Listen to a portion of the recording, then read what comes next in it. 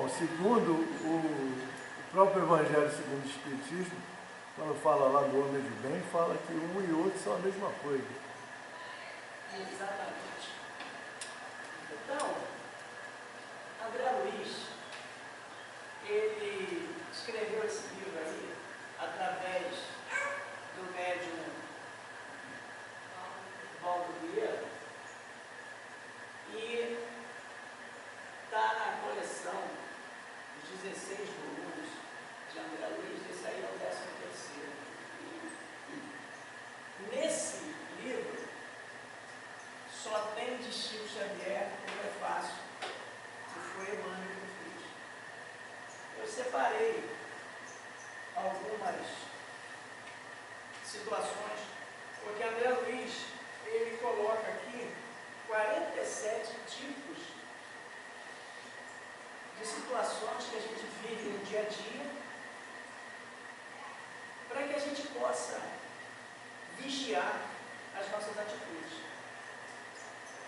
É claro que o tempo nosso não tem como a gente falar sobre as 47 situações. Eu fui, devido ao nosso tempo, obrigado a escolher quais que eu deveria, e a minha maior dificuldade foi essa, escolher essas situações, porque todas são extremamente importantes, todas. Mas, como o tempo não me dá, ele não vai dar, eu sei que eu vou passar, mas infelizmente, o que eu preparei, eu gostaria de levar até o final. De repente a gente vai ficar aí até mais 18 minutos, mais ou menos. Até aí, desculpa, mas eu vou conseguir concentrar. Se a senhora pudesse aguentar, seria bom. Agora, se a senhora não puder, não tem problema não. A enxaqueca. Não. A enxaqueca é parte espiritual. Enxaqueca é questão de impasse. Pode ficar quietinha aí. Então, se a senhora puder suportar, é bom. Agora, se a senhora não puder, não tem problema.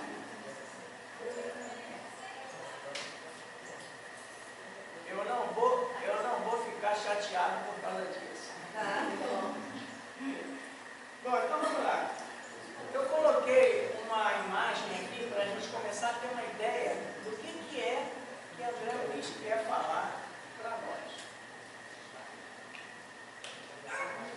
Aí o primeiro quadrinho diz assim: quero felicidade. O cara está gritando ali.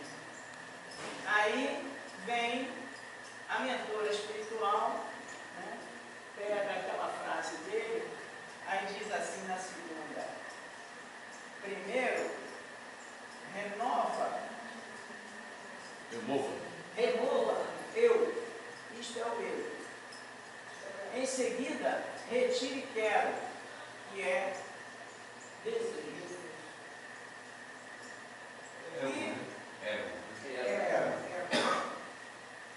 Agora, tudo que resta é felicidade. Então, qual é a síntese dessa historinha? Que o egoísmo, aquela atitude de poder, vai fazer com que a gente não consiga ter felicidade mesmo que a gente queira. Porque o egoísmo vai nos dificultar entender a necessidade de nos doarmos para sermos felizes. Esse é o que passa esse ensinamento nessa mensagem. Aí, entrando no nosso livro, no prefácio, Emmanuel diz o seguinte: abraçando o Espiritismo, pedes a cada passo orientação para as atitudes que a vida te solicita. Isso é algo que normalmente a gente faz, né? Quando a gente vem na casa espírita, quando a gente começa a frequentar a doutrina, a gente começa a entender o que é a filosofia doutrinária, a gente pede a cada passo, nas nossas orações, que o Pai Celestial, o nosso Mestre Jesus e os nossos mentores espirituais nos dê a orientação para que a gente tenha uma conduta sadia e seja feliz. Então Emmanuel coloca isso logo de início, no prefácio. E no prefácio eu tirei só esse pedacinho, porque senão a gente vai ficar aqui a noite toda. Aí André Luiz, no início, ele faz o seguinte comentário: da conduta dos indivíduos depende o destino das organizações. Então, da nossa conduta vai depender o destino que nós vamos fazer da nossa casa espírita. Não é isso que nós estamos estudando nas quarta-feiras? Não é isso que está no livro, está acontecendo naquela situação de quarta-feira? As nossas atitudes vai fazer com que as nossas casas espíritas, as nossas associações, fiquem cada vez melhor. E como a gente já falou aqui às quartas-feiras, não depende só da nossa conduta dentro da casa. Porque normalmente quando a gente passa ali daquela porta para dentro, a gente vira um santinho. Está tudo certo, a gente abraça, beija todo mundo, está tudo maravilhoso. Quando a gente passa lá para fora, aí o irmãozinho lá fora pisa no nosso carro, a gente quase...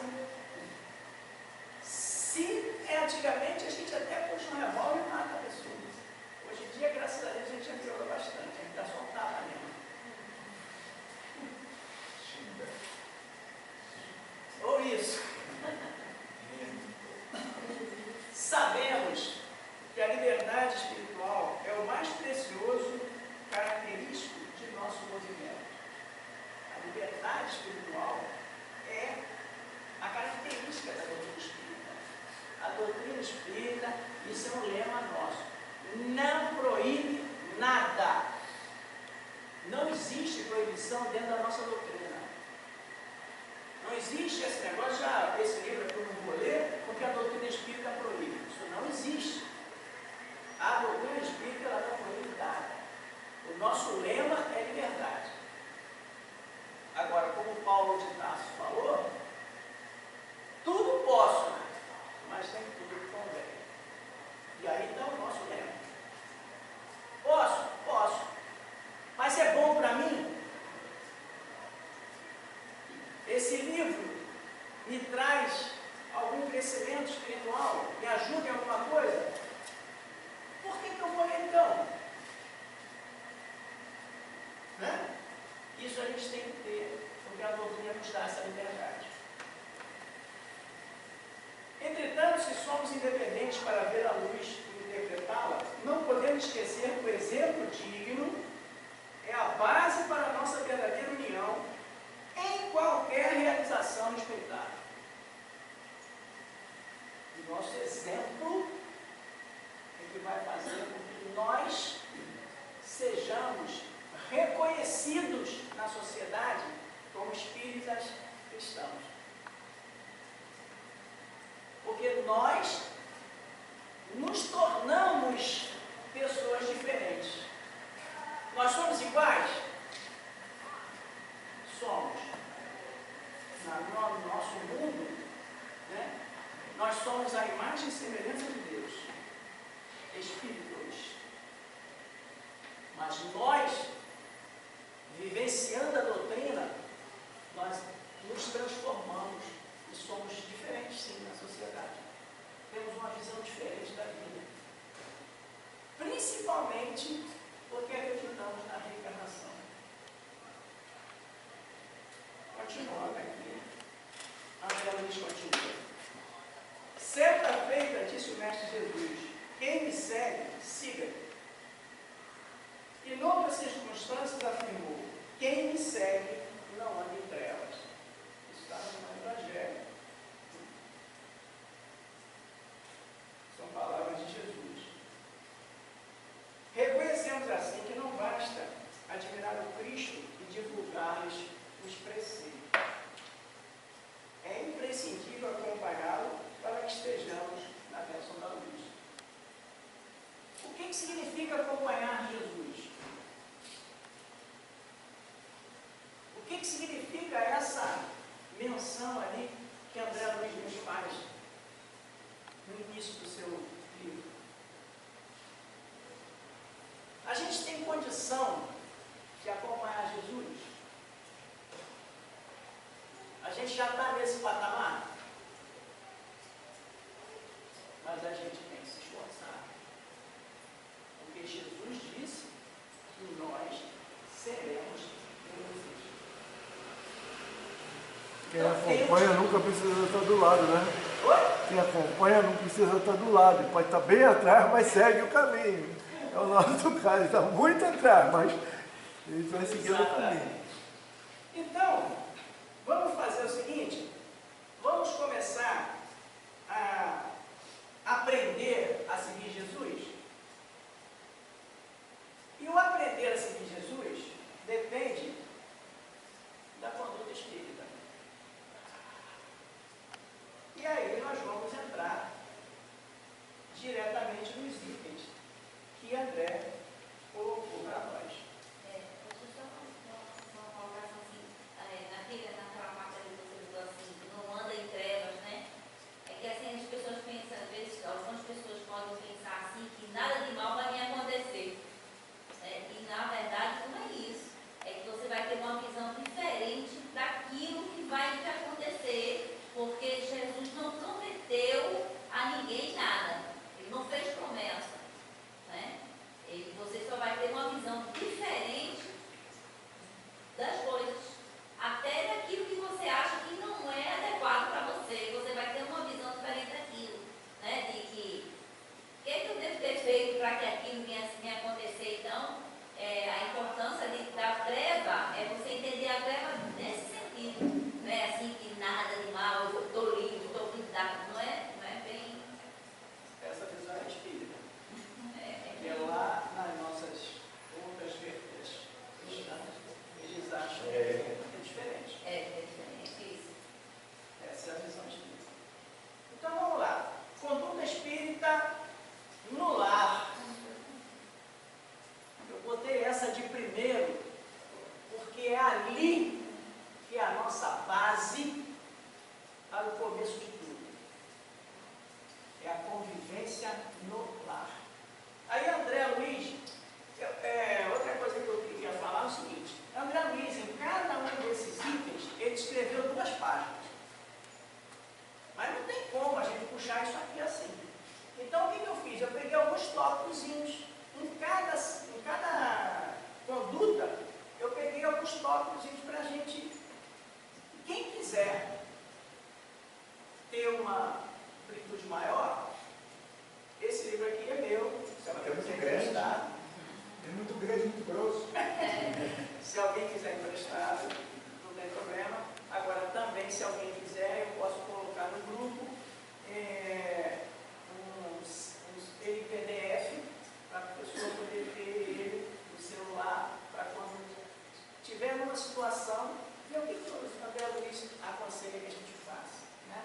Também ele já tem PDF na internet, eu tenho ele no PDF. Bom, continuando, vamos lá.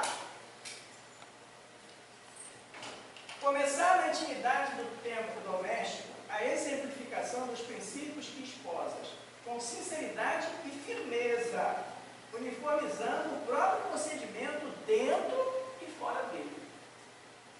Os pais são exemplos para os filhos. Eu digo isso porque eu já tomei uma bronca. Eu dirigindo, eu estava com, eu não me lembro se era uma bala, coisa parecida, fiz a bolinha pela janela do carro. A minha filha no banco de trás assim, pai, jogando bicho na rua.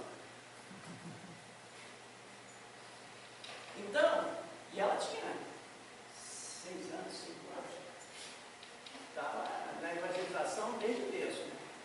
Então já tinha uma visão de conduta espírita enorme. Né? Então, nós somos exemplos para os nossos filhos, principalmente. Mas também temos que, como casal, de um para o outro, também temos que ter um respeito muito grande. Para que, além de servir de exemplo, a gente possa trazer para dentro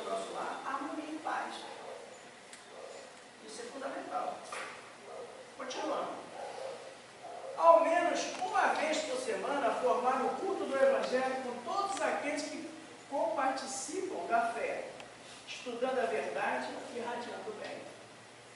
Quem faz, se não quiser levantar o braço, não tem problema, mas quem faz evangelho no lar aqui? Muito bom. É fundamental o evangelho no lar para a gente manter a paz no lar. É fundamental.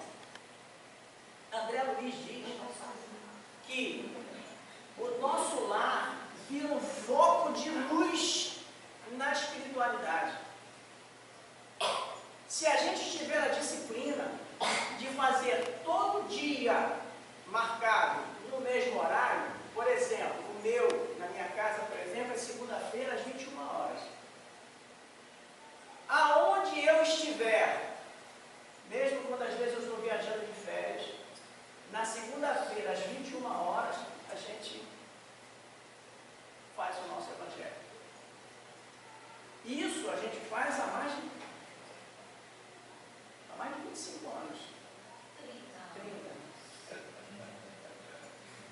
30 anos. Agora, né? E Mais de 25. Dessa aqui não. E nós só perdemos isso 2 vezes. Esses 30 anos, só 2 segunda-feiras que a gente não fez.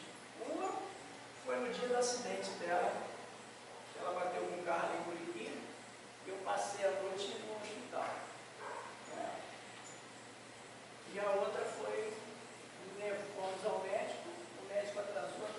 Nós chegamos 4 horas da tarde no médico. Para a gente chegar em casa de volta tranquilo, 21 horas para fazer o nosso culto moral. E o médico só foi atender ela quase 10 horas da noite. Foi essas 2 segunda-feiras. E particular, não era no SUS não, era particular, o médico. Bom, mas continuando aqui. Aprendam primeiro a exercer piedade para com sua própria família e a recompensar seus pais, porque isso é bom e agradável diante de Deus. Paulo, primeira carta a Timóteo, capítulo 5, versículo 24. Na via pública. Outra observaçãozinha sobre o Ó, evangelho. meu tempo. Tá. Outra observaçãozinha do evangelho no lar é que às vezes a pessoa no evangelho no lar só mora ela, só tem ela. Né? Se ela quiser fazer, não tem problema, faz com ela mesma ali, o comentário, né? Quantas vezes você já fez sozinho? Não, vida, mas é Não, importante. eu sei, eu estou entendendo. Mas você fez, Não, as pessoas você já precisam- fez várias vezes. Pois é. Eu faço encomenda, porque eu sei que ali estão os espíritos, Exatamente. exatamente. Então eu converso com eles sobre aquilo que eu li. E a espiritualidade maior, ela experimenta, esqueci o termo. Ela aproveita essas nossas reuniões do Evangelho lá e ela traz irmãos da espiritualidade que estão ali por perto vagando para assistir o culto e aprender com o que a gente está comentando. Ela que vê, né? Antes que a gente, logo assim que a gente começou, ela era receptiva, ela no portão ficava uma santo assim, ó, assistindo o nosso culto. Eles talvez não passavam para dentro, a espiritualidade protege a gente, não deixava para eles não fazerem bagunça, mas eles ficavam no portão assistindo o nosso culto, que era feito, né, na sala. Bom, então vamos lá, na via pública. Demonstrar com exemplos que o espírito é cristão em qualquer lugar. Em qualquer lugar, nós temos que mostrar que nós somos cristãos. É fácil? Não, não é. Não é, porque a nossa sociedade é problemática. Nós ainda estamos num mundo de provas e expiações, onde muitas coisas acontecem e fazem com que a gente, às vezes, saia do sério. A gente saia do nosso centro de tranquilidade. Mas é fundamental que a gente consiga dominar a nós mesmos. Porque essa é a precípua condição da qual nós estamos aqui, dentro das casas espíritas, aprendendo doutrina. Aprendendo a nos policiarmos, a vencermos as nossas más tendências.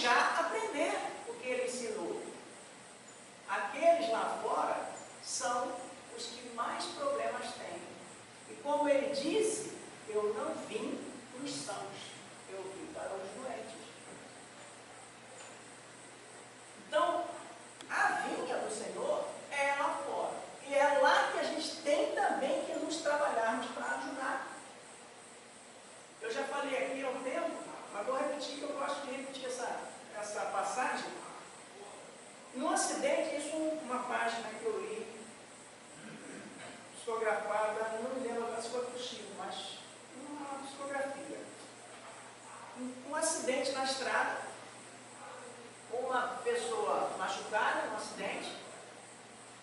A espiritualidade precisava de usar alguém ali em volta para ajudar aquele irmão que estava machucado ali na estrada. E não conseguia sintonizar com ninguém que estava em volta, com multidão em volta. Mas não tinha ninguém em oração, com pensamento evoluído, voltado para a espiritualidade, para eles usarem aquela pessoa para fazer uma ajuda ali. E nome, gente, a beça, aquele tumulto ali, todo mundo olhando, mas ninguém concentrado, pedindo, fazendo uma oração pelo irmão que estava ali caído, que a espiritualidade precisava para ajudar o irmão. Não é que a pessoa vai pegar a vítima, não é isso não. Porque quando nós estamos com o nosso pensamento em oração para ajudar aquele irmão, nós estamos emitindo fluidos magnéticos que a espiritualidade vai usar para de repente estancar uma hemorragia. Funciona assim. O nosso tratamento espiritual de amanhã, muito a base dele é assim. Os médios cedem fluidos magnéticos de cada um de nós para fazer a cura, o alívio daqueles irmãos. E a espiritualidade precisava ajudar aquele irmão no chão, ninguém em volta estava com pensamento suficientemente em condições para eles usarem a emanação de fluido magnético para atender a vítima. Por isso é que ele diz aqui que a gente tem que estar com o pensamento, mesmo no dia a dia, na via pública, o pensamento cristão. Colaborar na higiene das vias públicas, não atirando ferido nas calçadas e na sangueira. Essa foi uma das dicas que eu tomei. Consagrar os direitos alheios, usando cordialidade e brandura com todo transeunte, seja ele quem for. Nós não podemos e não devemos julgar as pessoas. É importante isso. Não é fácil. Eu digo para vocês que não é fácil, porque com todo eu procuro, não sou melhor do que ninguém, mas eu procuro andar na rua e tomar cuidado com isso, prestar atenção nas pessoas, responder um cumprimento, cumprimentar. Mas a gente anda tão assustado que eu andando pela rua Buenos Aires, lá no centro do Rio de Janeiro, aí um rapazinho tocou no ombro assim e ele queria uma informação. Mas eu tomei um susto tão grande que a gente já fica assustado, que eu parei e dei aqueles 2 passos para o lado assim. Aí ele vai assim, não, calma senhor, eu estou querendo só uma informação. O senhor podia me dizer onde é que fica tal lugar assim assim? Eu sei, desculpa, amigo. Quer dizer que a gente anda tão assustado, não, eu entendo, cara. O rapazinho entendeu. Mas você vê como a gente está. A nossa situação está dessa maneira, infelizmente. E eu pulei para o lado porque ele tocou no meu ombro e ele só queria uma informação. E hoje em dia está difícil, mas a gente tem que entender que é necessário que a gente tenha uma atitude cristã com os nossos irmãos na via pública. O culto da caridade não exige circunstâncias especiais, não existe. A caridade é feita até com o próprio pensamento, na oração, para aquele irmão que está ali caído. Em qualquer momento da vida a gente pode fazer caridade. A caridade não é só você desembolsar algo material.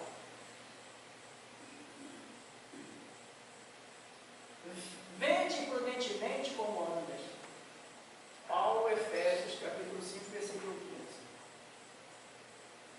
15. Em viagem, quando a gente está passeando. Distribuir por onde viajar exortações de alegria e esperança com quantos lhe partir no itinerário.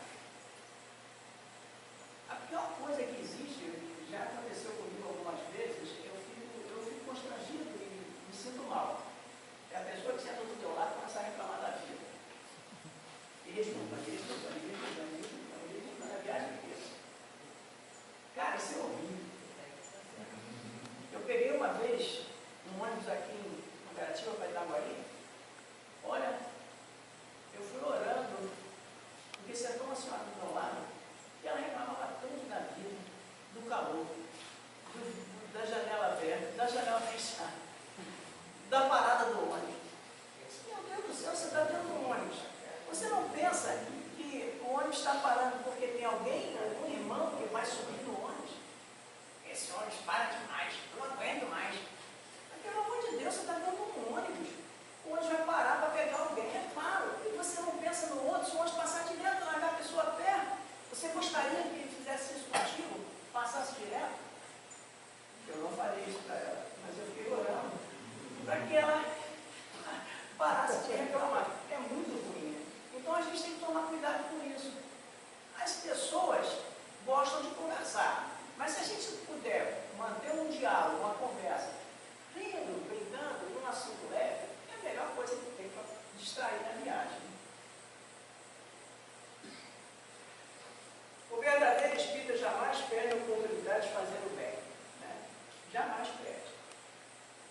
Ceder dentro das possibilidades naturais as melhores posições nas viaturas aos companheiros mais necessitados. Isso virou lei. Na época aqui, foi escrito no livro, em 1960, não era lei. Hoje em dia é lei. E não cumpre. Oi? E ainda não cumpre. Não, infelizmente não, mas já tem bastante gente que já faz. Bastante Já gente. tem bastante gente que já faz e já tem bastante gente que diz assim, quero sentar. Mas antigamente, Isso no trem, no metrô, acontece muito. mas antigamente, mesmo sem a lei, muita gente já cedia. Não, sim. Entendeu? Porque os valores eram um pouquinho melhores. O reconhecimento era um pouquinho melhor. Mas não é bem os valores. Às vezes a pessoa até sabe, a pessoa até tem intenção, mas o problema todo é que o dia a dia hoje, eu não gosto muito de, eu gosto muito de ver o lado, vamos dizer assim, o lado melhor do ser humano. E é difícil para o camarada que faz de segunda a sábado, de 8 da manhã às 4 da tarde, no comércio, e ele conseguiu um lugarzinho sentado para vir embora para casa. Ele É mais que mais velho do que gente? É mais velho do que gente desse mundo. Continuando. Eu, quando garoto, cansei de oferecer lugar aos mais idosos. Quando garoto ainda, adolescente. Aí agora Não, porque são valores herdados de pais e avós. Não, claro, isso. Por isso que eu falo, educação de casa. Exato, é o que eu falei. Não tinha lei nessa época. Não se esquecer do respeito, da gentileza, da cordialidade, com que se deve tratar indistintamente funcionários e servidores. Eu já sofri isso aí muito. Eu sou servidor público e as pessoas acham que você é servidor público, você é empregado deles. Então, é diferente uma coisa da outra. Você é pago pelos impostos deles, mas você não é empregado deles. Então tem uma diferença de uma coisa para outra e as pessoas não veem dessa maneira. Uma vez a paciente virou e disse assim, eu pago o salário de vocês. Não, falou alto isso, dentro do posto de saúde lá de Jacareí. Eu pago o salário de vocês. Aí eu virei de lá de trás, eu não consigo ficar calado, infelizmente eu tenho esse defeito. Vê se aumenta, porque a gente está ganhando muito mal. Vê se aumenta o nosso salário.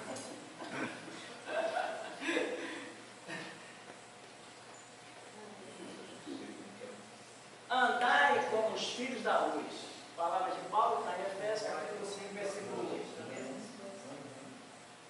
1. No trabalho,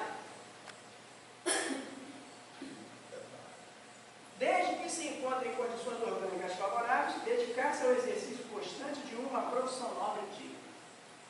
Trabalho é uma lei da vida. Quem não trabalha está transgredindo uma lei de Deus. Claro que existem as exceções de você não poder trabalhar. Mas quem não quer trabalhar, e infelizmente nós estamos vivendo um problema desse na nossa sociedade hoje no Brasil, que as pessoas estão preferindo viver de Bolsa Família do que de trabalhar. E os empresários estão desesperados porque não estão conseguindo mão de obra no serviço. Porque, infelizmente, o pessoal está achando que tem que viver de Bolsa Família. Uma coisa que devia ser um emergencial, por um momento difícil, virou norma. E as pessoas estão vivendo de Bolsa Família, em vez de trabalhar. E pessoas sadias, não estou dizendo aquelas pessoas que têm a necessidade, é diferente. Pessoas sadias estão negando de se trabalhar para poder continuar recebendo do governo. Isso é contra a lei de Deus, porque o trabalho é uma lei de Deus dita pela nossa doutrina. Ajudar os colegas de trabalho e compreendê-los, contribuindo para a honorabilidade da classe a que pertence. Viver na categoria sem explorar a categoria é um troço importante na vida da gente. Enquanto eu fui ferroviário, eu sempre fui sindicalizado. Por quê? O nosso sindicato é a nossa instituição que nos ajuda no diálogo com o patrão. Sempre fui contra, todos os meus anos de ferrovias, 30 anos, eu sempre fui contra a fazer greve por greve. Existe uma diferença muito grande, infelizmente, politicamente está sendo usado os sindicatos para fazer movimento grevista em questão de política. Sempre fui contra isso. Sempre fui. Porque, quer dizer, nós temos que buscar os nossos direitos até esgotar as nossas possibilidades antes de fazer o movimento grevista. Porque a gente está atingindo pessoas que precisam da nossa condução. Pessoas carentes que precisam trabalhar, precisam ganhar um pão de cada dia. Então nós temos que esgotar todas as nossas possibilidades antes de a gente fazer algum tipo de movimento, de atrapalhar as outras pessoas.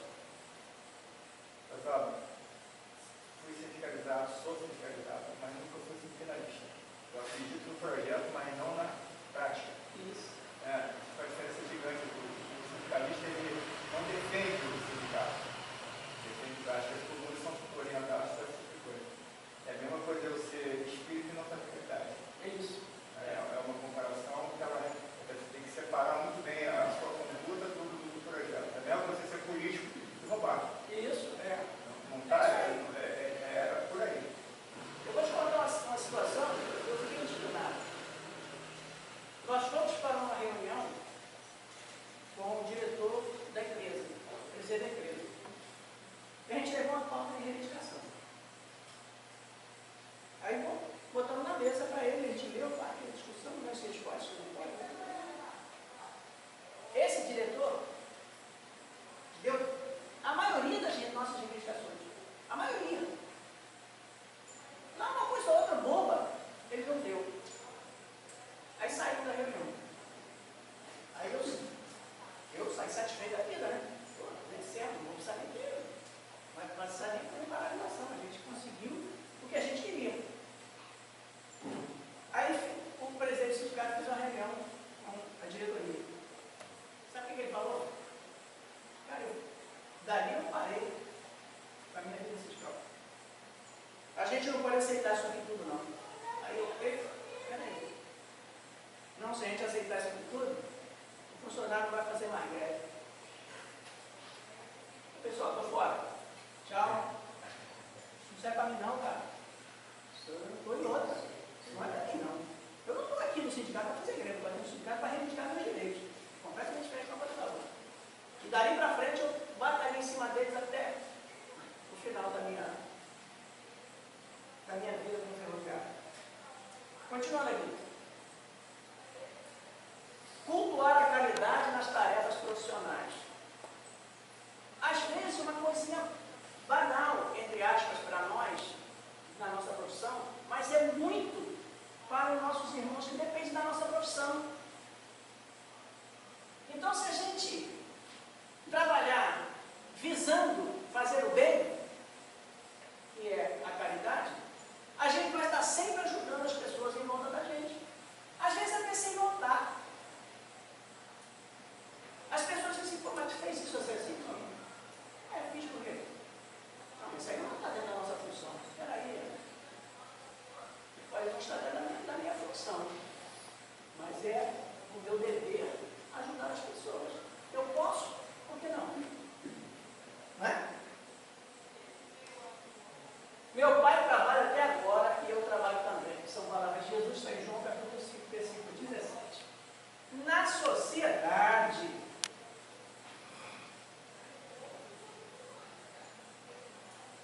desistir de somente aparentar propósito de evangelização, mas reformar-se efetivamente no campo moral, não se submetendo a qualquer hábito menos digno, ainda mesmo quando consagrado por outrem. Isso é muito importante nos dias de hoje. Ah, é normal, as pessoas fazem, eu vou fazer também. Está errado. Vamos analisar se a minha conduta está dentro da minha conduta espírita, da minha conduta evangélica. Não é porque as outras pessoas fazem. Outra coisa importante, a lei permite. Opa, cuidado com essa lei, porque essa lei é humana. Nem sempre o que a lei permite é aconselhável que a gente faça. Nem tudo me convém. Tudo me é lícito, mas nem tudo me convém. Exatamente. Então nós temos que ter muito cuidado com a nossa conduta. Porque às vezes a lei até pode nos favorecer. Mas será que nesse favorecimento que a lei está me dando, eu estou prejudicando muitas pessoas? Posso estar. É hora de raciocinar se a minha conduta está sendo espírita, conduta evangélica. Afastar-se dos lugares viciosos com discrição e prudência. Olha que interessante isso aqui, ó. Sem crítica nem desdém, somente relacionando-se com eles para emprestar-lhes colaboração fraterna a favor dos necessitados. Ah, eu não entro naquele botinho ali não, tem muito bêbado ali. Tem. Mas se eu estiver precisando entrar lá para fazer alguma coisa, eu vou entrar orando e sair orando. E não criticar as pessoas que estão ali dentro. Se precisar deles, de ajudar eles, vou ajudar.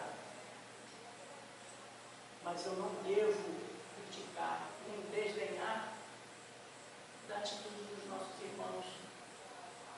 Quem garante que numa outra encarnação a gente já não fez a mesma coisa? E alguém não ajudou a gente e hoje a gente não faz mais? Então, como que a gente pode criticar alguém se de repentemente a gente já fez a mesma coisa? E a crítica, se ela não é construtiva, ela é destrutiva. Então, se você não pode criticar construindo, não critique destruindo. Porque você vai atrapalhar mais ainda aquele irmão. Mesmo que ele não escute a tua crítica, sabia disso? Porque o teu pensamento vai atingi-lo, porque ele está fragilizado. Ele está fragilizado, o irmão. Aí o teu pensamento vai atingi-lo. Nessa, cara, precisa de outra. Não, mas de repente eu estou falando de outra, mas se a gente abrange um campo maior. Sigamos, pois, as coisas que contribuem para a paz e para a edificação de uns para com os outros. Palavra de Paulo em Romanos capítulo 14, versículo 19. Nos embates políticos, dentro das casas espíritas, não se discute política. Porque cada um tem a sua visão Mas o espírita não tem como deixar de ser politizado. Não tem como. Nós somos sociedade. E a política faz parte da sociedade. Então, o espírita tem que ser politizado. Com coerência. Então, vamos lá o que a André Luiz diz para a gente sobre política.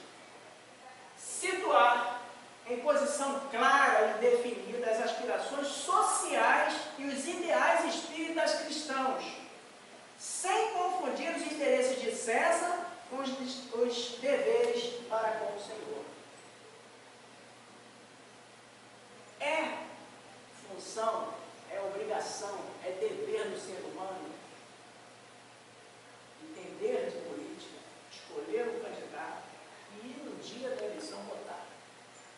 É dever do cidadão. Mas devemos não confundir o irmão que é de César com o irmão que é de Cristo. O irmão que está pretendendo se eleger está dentro das conformidades da nossa vida cristã? Está? Se está, merece o nosso voto. Se não está, não merece. É fácil? Não é. Não é. Porque, infelizmente, a gente às vezes não tem tempo, ou não gosta, ou não quer. Principalmente, ler o programa de governo dos partidos. Mas é fundamental que nós leiamos. Vou votar em fulano. Fulano é uma pessoa boa, pelo menos não tem nada que manche a sua conduta. Ele parece ser uma pessoa boa. Ele está em que partido? Ah, partido tal. Internet hoje é fácil. Programa de partido tal. Li até o final. O programa de partido não tem nada que condenar pela minha doutrina. Ou então vou ler lá, é adepto do aborto contra a família. Ele pode ser uma pessoa honesta, mas não vai levar o meu voto. Por quê? Porque ele vai ser contra as minhas ideologias cristãs quando ele estiver lá na Assembleia, porque ele não vai ser poder se contra o partido. Se ele for contra o partido expulsa ele. E ele perde o mandato. É fácil isso? Não é, pessoal. Mas é fundamental que a gente entenda isso.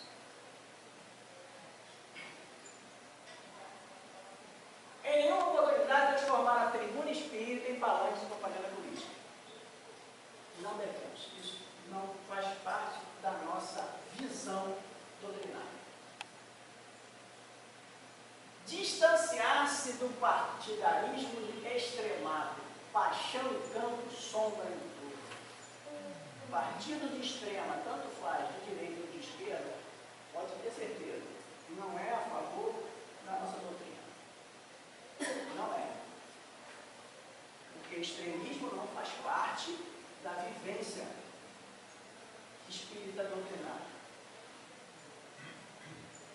Nenhum servo pode servir a dois senhores. Não pode. São palavras de Jesus, está em Lucas capítulo 16, versículo 13. Não pode, não tem como você servir aos dois senhores. Ao de extrema e você servir a Jesus, a Deus. Não tem como você fazer isso. Você está falseando em algum momento. Ou você está sendo falso espírita, ou você está sendo falso politicamente. Não tem como. Não tem como você ser cristão e ser a favor do aborto. Não tem como você ser cristão e ser contra a família. Não tem como, isso é um absurdo. Mas, infelizmente, nós temos espíritos que são assim. Mas, fazer o quê, né?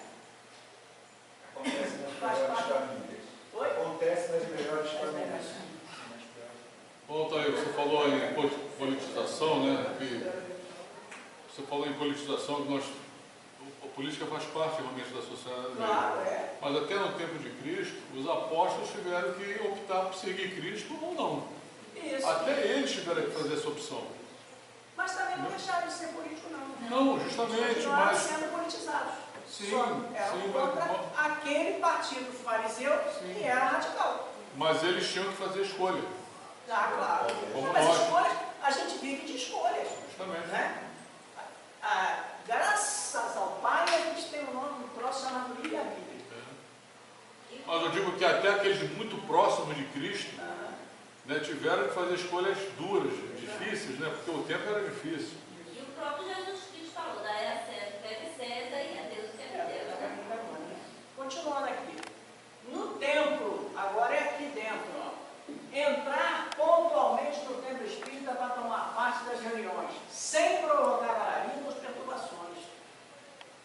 A pontualidade é interessantíssima, porque a espiritualidade, ela não espera por nós, não. Nós é que temos que chegar em tempo para eles. Por quê? Eles já estão aqui bem antes da gente chegar. E se por acaso nós precisamos aprender alguma coisa, temos que chegar antes para prestar atenção. E não tumultuar com as pessoas que já estão aqui. Com alarido, falando alto. É claro que a gente não vai chegar e ficar caladinho. A gente sempre cumprimenta, oi, tudo bem? Como é que tudo? Como é que funciona? Mas não é tumultuar para as pessoas que já estão aqui, e muitos já estão em prece. Muitas pessoas que já estão aqui sentadas, elas já estão ali orando. Aí você chega e fica, não contigo. Não tem lógica. Você quer falar com essa pessoa? Então chega meia hora antes. Aí a pessoa vai estar aqui e você conversa com ela. Evitar aplausos e manifestações outras, as quais, apesar de interpretarem atitudes sinceras, por vezes geram desentendimentos e desequilíbrios vários. Nós temos uma coisa conosco, na doutrina espírita, que a gente não aplaude palestrante.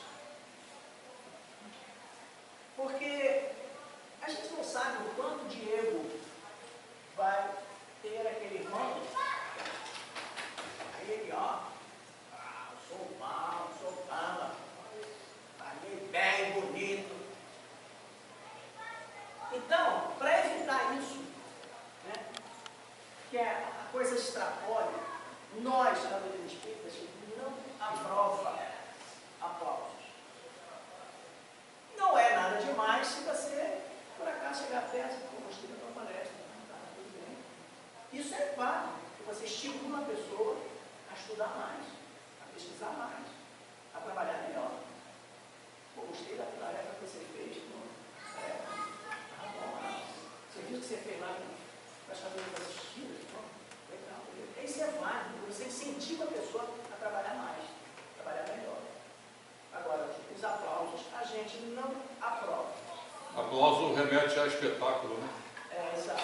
Eu não convém. Acostumar-se a não confundir preguiça ou timidez com humildade, abraçando os encargos que lhe couberem com desassombro e valor. As pessoas, às vezes, se escondem, eu sou humilde e tal.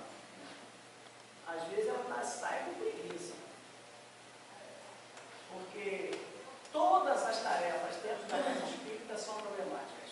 Não tem nenhuma que seja, isso eu faço de uma música, não faz. Não faz, se já deveria, não faz. Porque você precisa ter um conhecimento. Para você atender as famílias assistidas, você precisa ter um conhecimento. Existe um livro editado pela FEB para você fazer o atendimento às famílias. Porque existe um problema sério em você atender as famílias carentes e você viciar as pessoas em pedido. É uma coisa completamente diferente da outra. Então você precisa estudar o assunto para você fazer bem feito. Para você depois não ser cobrado na espiritualidade quando voltar para lá. Você viciou um monte de irmão lá ser pedinte. Essa parte também, humilhar as pessoas. Nós temos que tomar muito cuidado. Todas as tarefas dentro da casa espírita precisa que você estude o assunto que você vai fazer para você poder servir. Porque onde estiverem 2 ou 3 reunidos em meu nome, aí estou eu no meio deles. Jesus, Mateus capítulo 18, versículo 20. Para a gente estar com Jesus em qualquer tarefa, a gente tem que ter o Evangelho na mente. Se não tiver, não estaremos com ele. Na obra assistencial,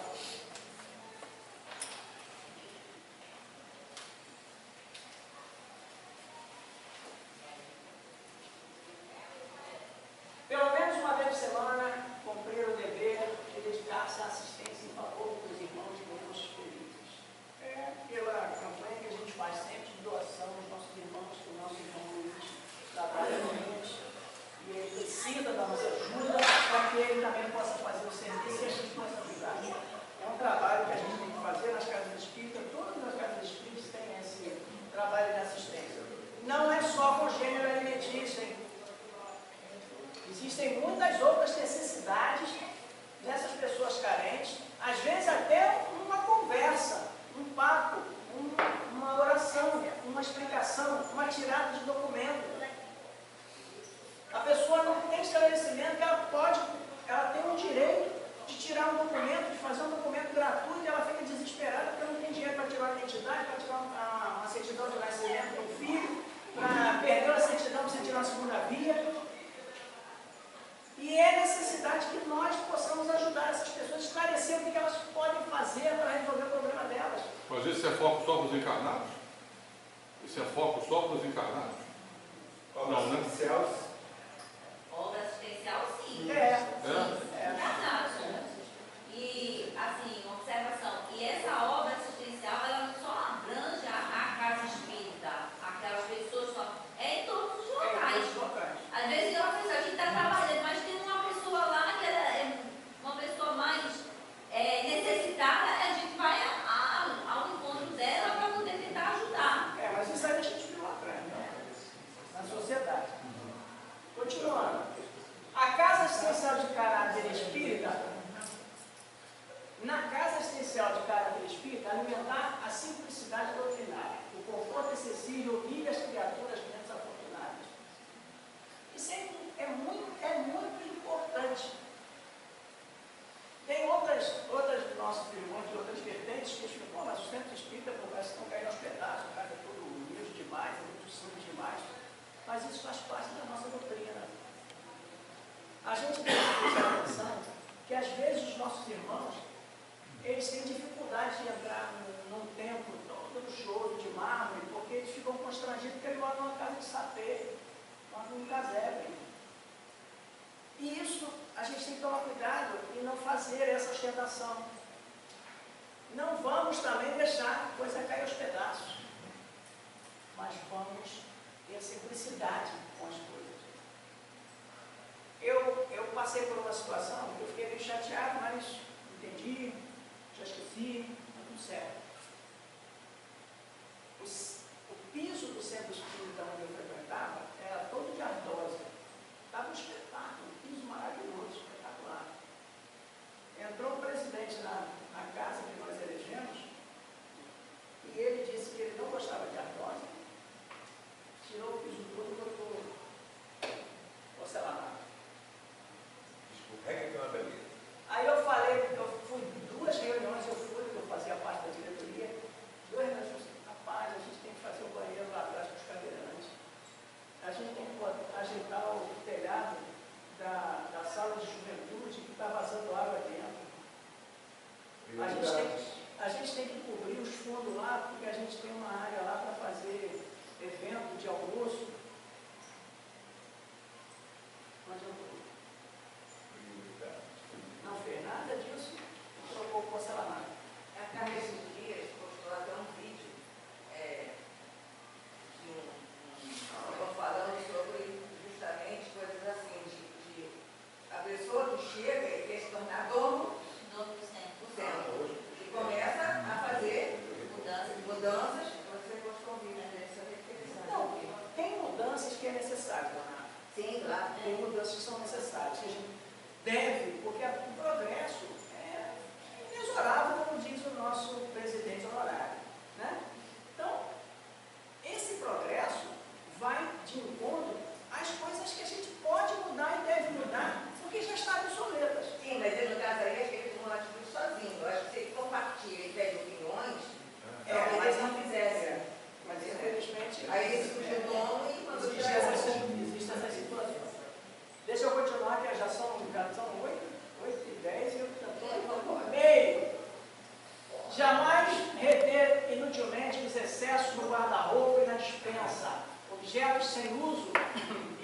dificuldades financeiras podem estar em movimento nos serviços assistenciais. Não é fácil a gente se liberar, às vezes, de certas roupas que a gente tem, né? A minha mulher fica pouco, uma vez que ela deu uma camisa minha para o brechó, aí eu cheguei lá no brechó, comprei a camisa de volta.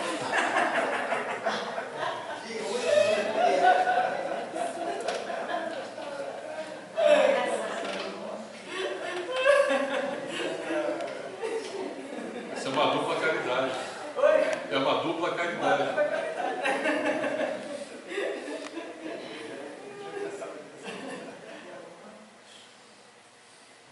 E quando fizeres por palavras ou por obras, fazei tudo em nome do Senhor Jesus, dando a Ele graças a Deus, o Pai. Dando a Ele graças a Deus, o Pai. Paulo está em Colossenses, capítulo 3, versículo 17. Perante nós mesmos, esse trecho para mim é simplesmente fundamental. Nós temos que ter caridade com nós mesmos. É fundamental isso. Porque a autoobsessão é um problema grave na sociedade nossa. Você se auto-obsidiar. Vigiar as próprias manifestações, não se julgando indispensável e preferindo a autocrítica a autoelogios. Essa parte eu já comentei, né? Mas a gente tem que tomar cuidado com a autocrítica e a autoelogios.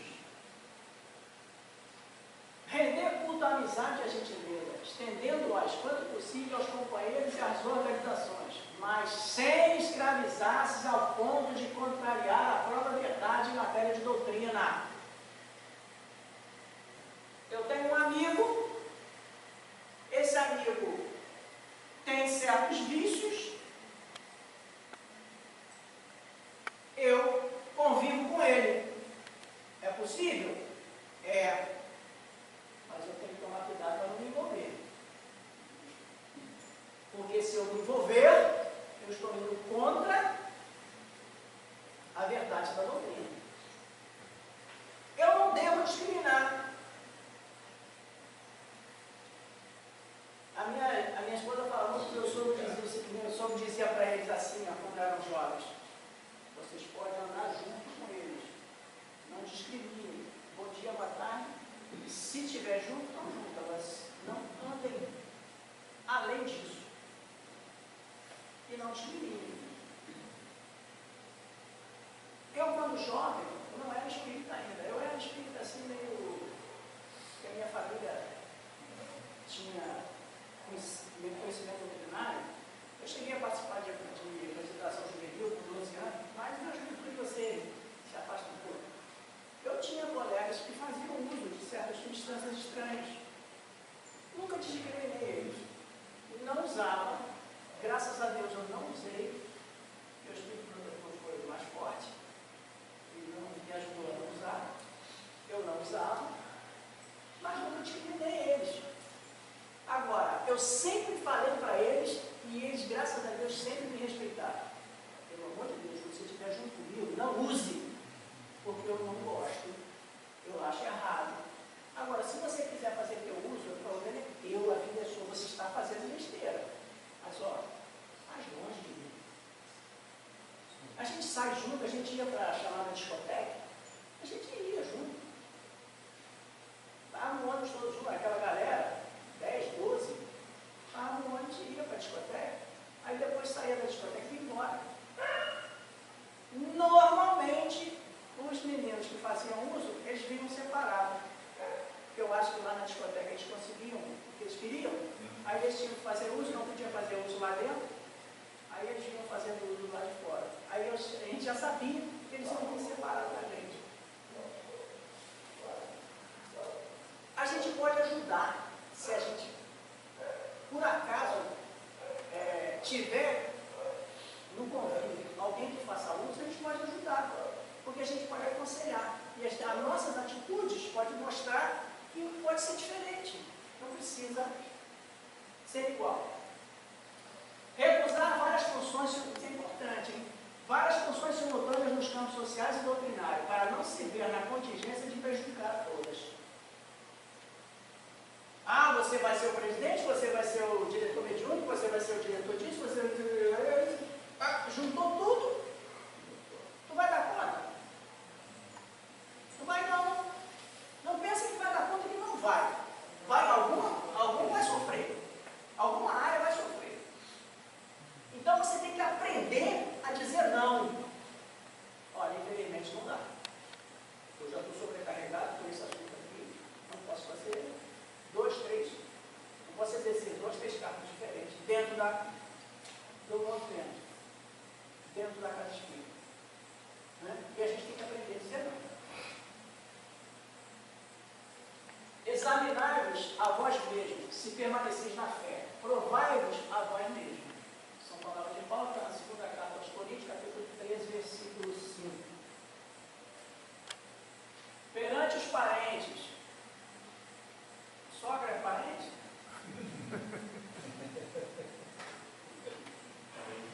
Parente espiritual.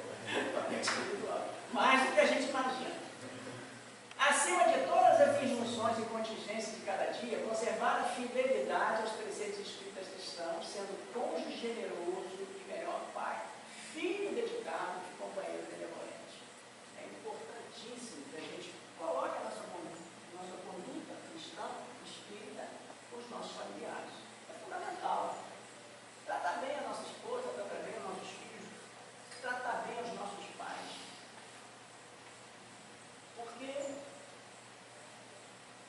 eu costumo analisar da seguinte maneira: quantas vezes meu pai ou a minha mãe trocou a minha fralda, passou as noites em claro comigo,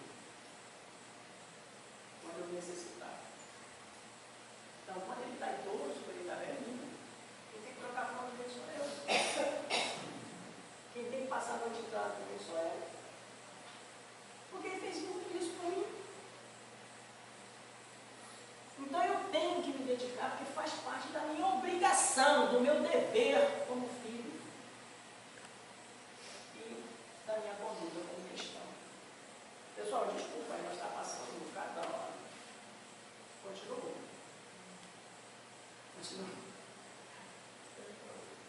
Cada semelhante nosso é degrau de acesso à vida superior, se soubermos recebê-los por verdadeiro irmão.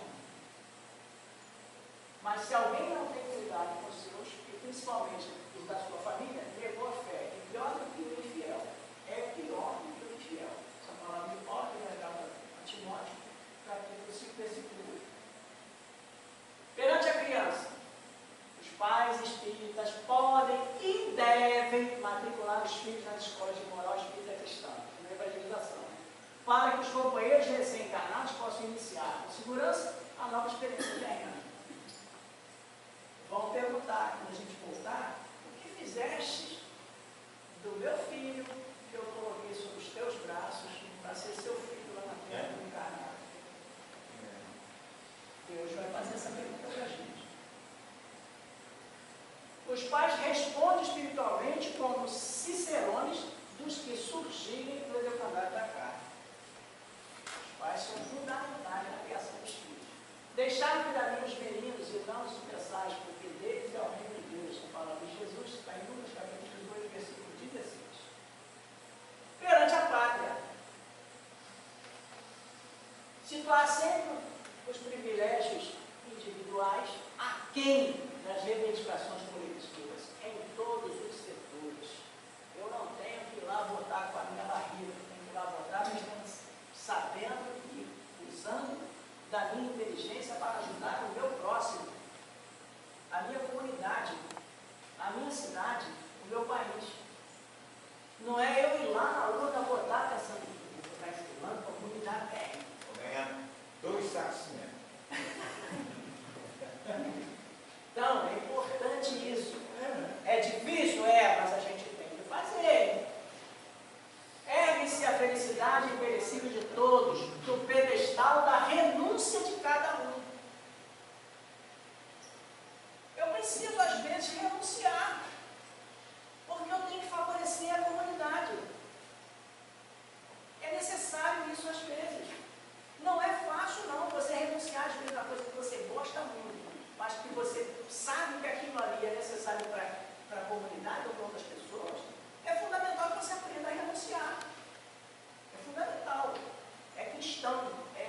conduta espírita. Dai a César o que é de César e a Deus o que é de Deus. Jesus, Lucas capítulo 20, versículo 25. Perante a natureza, prevenir-se contra a destruição e os manjamentos das riquezas da terra e explorações abusivas. A gente vê hoje muito falar em ecologia. Existem os nossos irmãos que são radicais nesse ponto. Nós temos que tomar cuidado, porque existe a necessidade de que você tenha campo suficiente para plantar, para poder alimentar a sociedade, que cada vez está aumentando mais o número de pessoas. Então, esse negócio de você dizer, não pode fazer isso, não pode fazer aquilo, não sei o quê, tá, tudo bem, até certo ponto. Porque se você não deixar o fazendeiro criar o gado dele, vai diminuir o número de bois. O que acontece quando falta carne? O preço sobe. O preço sobe. Então a gente tem que tomar cuidado. E às vezes o entendimento que muitas pessoas não têm. Existe uma necessidade enorme para criar bovino. Por quê? Ele precisa de um espaço muito grande para poder ser criado. Você não consegue criar um boi, uma vaca, num espaço de 100%. Não consegue. Você precisa de muitos hectares. É 1 quilômetro quadrado por cada animal. Eu acho que o que você está falando não está favorável à colocação do capítulo. Por que você acha? Você está falando que a gente tem que tomar cuidado ao meio ambiente, porém tem condições que a gente não pode ultrapassar. Né? Isso, não pode esbanjar. Não. Você está dizendo que pode não esbanjar, mas ir além um pouco, né? Pela questão alimentar. A questão alimentar, como tudo que está se falando aqui, eu sou totalmente favorável, porém, eu acho até que o livro está um pouco fora do contexto, até pela condição de ter sido escrito lá atrás. A gente tem evoluções que conseguem resolver alguns tipos de problema, por exemplo, o confinamento. Não, está entendendo. E aí você vai plantar soja que não é para o Brasil, é para fora. Não, exato, mas aí o que acontece? O que eu tentei falar? De repente eu não consegui me explicar direito. O que eu tentei falar? Por exemplo, o empresário, ele não está preocupado em plantar soja para alimentar o povo do Brasil. Ele está preocupado em plantar soja em extremo para vender para fora para ele ficar rico. Esbanjamento. Agora, eu ele... estou falando de outra forma, mas tudo bem. Né? Eu concordo. Apesar de eu acho que está falando de contexto aí. Acho que está um pouco da data do livro. Não... É possível. Mas o que ele vem falando ali é justamente porque você quer ver um exemplo que eu achava estúpido, mas é um exemplo sobre isso. Você conhece patê de fígado de ganso? Falaram. Já ouviu falar? Sabe onde é que é feito? Bater de fora. Tem uma... É um absurdo o que o ser humano faz. Provoca cirrose no bicho. Sabe o que ele faz? Ele põe o ganso preso pelo pescoço assim, com o bico aberto, vai jogando comida, né? Vai jogando comida, tem uma maquinazinha que vai rodando aquilo ali, e o bicho fica preso ali, ó. Aí ele vai, alimentação em excesso, o fígado crescer. Isso é o que ele critica ali. Mas também fala da ganância, né? Esse trechinho fala em ganância. A crítica é essa, é o ser humano abusar da natureza. Aplicar as forças naturais como auxiliares terapêuticos na cura das várias doenças, principalmente o magnetismo puro do campo e das praias, o ar livre e as águas medicinais. É importante que a gente curta uma praia, que a gente curta uma cachoeira, que a gente faça uma trilha na floresta, que nem eu já encontrei o Pedro lá passeando lá em cima na serra, entendeu? É importante, é fundamental isso, porque o magnetismo da floresta vai trazer para a gente essa saúde que a gente precisa. Contato com a natureza. Exato. Toda a farmacopeia vem dos reservatórios da natureza. Todos os remédios são feitos dos reservatórios da natureza. pois somos cooperadores de Deus. Paulo, primeira carta aos Coríntios, capítulo 3, versículo 9. Perante o corpo,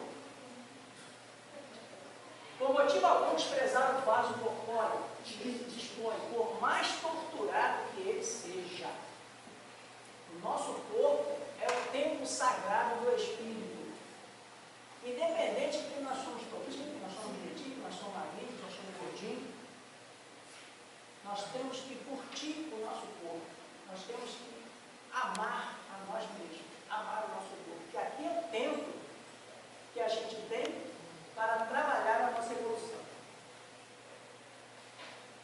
Na Terra, cada espírito recebe o corpo que precisa.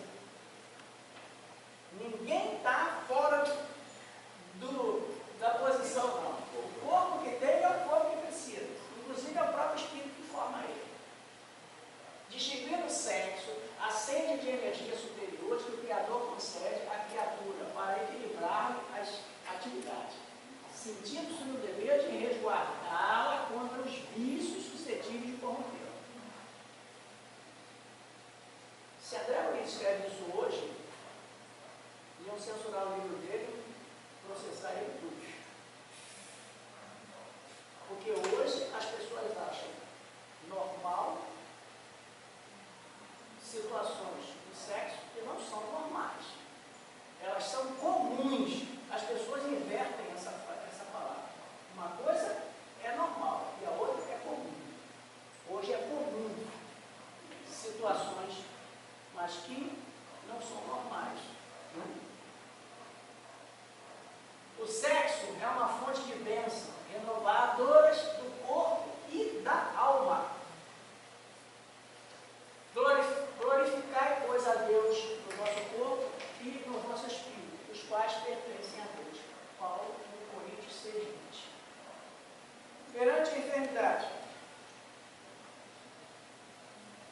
sabendo que todo sofrimento orgânico é uma prova espiritual dentro da lei de carne, jamais recear a dor. Eu já falei aqui várias vezes, vou repetir. Leon Denis diz no livro dele que a dor foi a melhor coisa que o pai colocou no mundo. Quando eu li, quase que eu li o livro fora.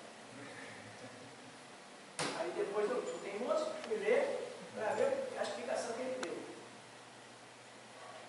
Resumindo, se não existisse a dor, nenhum de nós chegava aos 10 anos de idade.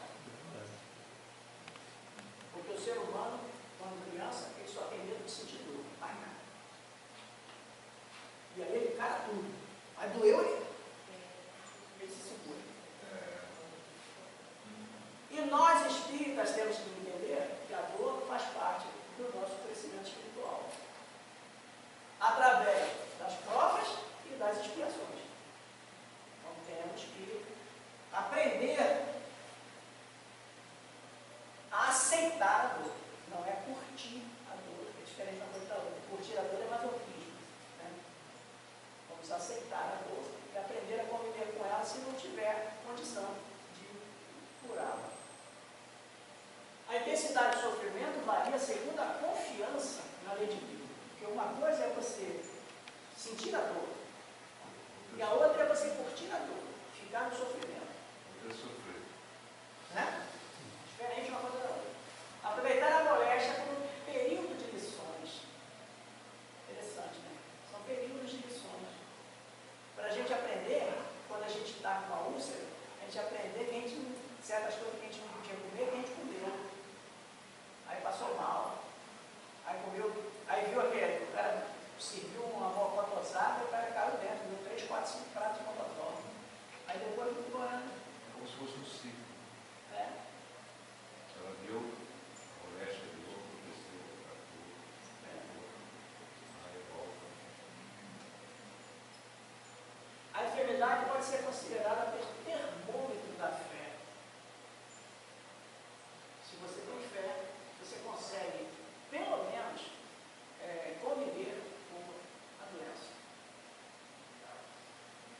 Vinde a mim todos os que estáis cansados e oprimidos, e eu vos aliviarei. Jesus, Mateus capítulo 11, versículo 18. Perante a desencarnação. Ih, rapaz, a gente vai desencarnar.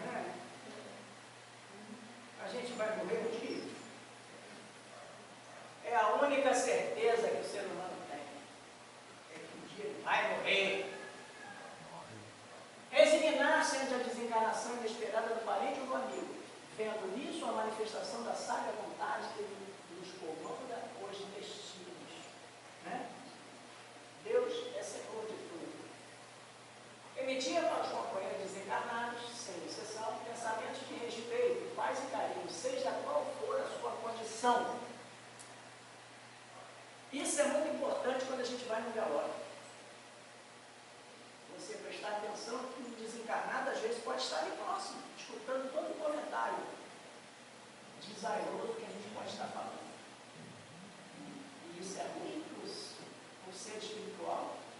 E a gente pode arrumar um inimigo, um obsessor, por constante tempo. Proceder corretamente nos velórios, calando a garotada e gaiola. Quando era pequeno, eu vi alguns velórios. Era uma cultura. É. Tomar as cachaçinhas e... Isso aí eu ia falar agora. Ela bebeu morto. Aí já ficava esperando de madrugada, 2 horas da manhã, servia um negócio de uma galinhada, um macarrão de galinha e tal. O pessoal sentava, falava uma mesa, aparecia um baralho, ia ver uma sueca. É cultura, né? É um pouco a gente está mudando. É verdade, não digo que se alguém guardar a minha palavra, nunca verá a morte. Nós espíritas sabemos disso. Jesus, João, capítulo 8, versículo 51. A gente não morre, a gente só muda de condição, de plano. Aí, na passagem bíblica do Evangelho, você colocou Está no livro. Por isso é que ele é conduta espírita, vivência evangélica. Perante o tempo, em nenhuma condição malbaratar o tempo com polêmicas e conversações estéreis, ocupações fantasistas e demasiado divertimento. Nós estamos aqui não a passeio, estamos aqui para aprender.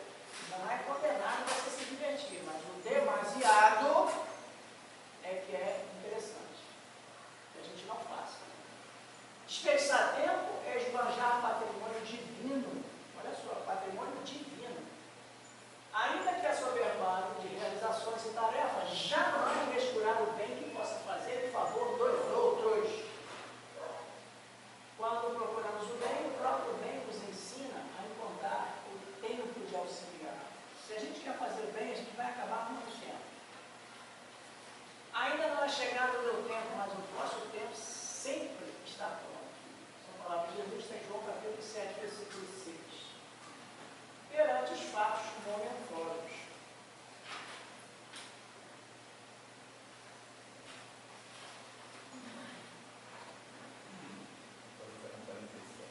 Em tempo algum, empolgar-se com emoções desordenadas ante as ocorrências que apaixonem a opinião pública, como, por exemplo, delírios, catástrofes, epidemias, fermentos, outros qualquer. É a gente não ficar assistindo da Atena, né? É brincadeira você ficar assistindo da Atena falar de crime, matou, morreu. É um absurdo você trazer isso para dentro da sua casa, né? Em detalhes. Em detalhes. Acalmar-se é acalmar os outros. Resguardar-se no abrigo da prece em todos os trânsitos aflitivos da exigência. Aquilo que o povo fez quando foi acidente, né? As provações gravitam na esfera da justiça divina. Vede que ninguém dê a outro mal com mal, mas seguir sempre o bem, tanto uns para com os outros como para com todos. Paulo, primeira carta, Tessalonicenses, versículo 15. Perante o livro, dentro do tempo que disponha, conhecer as obras reunidas na biblioteca do tempo ou núcleo doutrinário a que pertence. A gente tem biblioteca. Dificilmente algum de nós vai lá na biblioteca. Oferecer obras doutrinárias aos amigos, inclusive aos que jazem mofando sem maior aplicação dentro de casa, escolhendo gênero e tipo de literatura que eles possam oferecer instruções de consumo. Hoje em dia não tem nem a desculpa de não gostar de ler, porque tem o audiolivro. É só botar lá e ficar escutando. Eu já, graças a Deus, eu já consegui formar 2 bibliotecas e 2 centros diferentes. Eu pego o meu livro e vou dando para fazer biblioteca nos centros. Examinar tudo, de repente o bem. Paulo, 1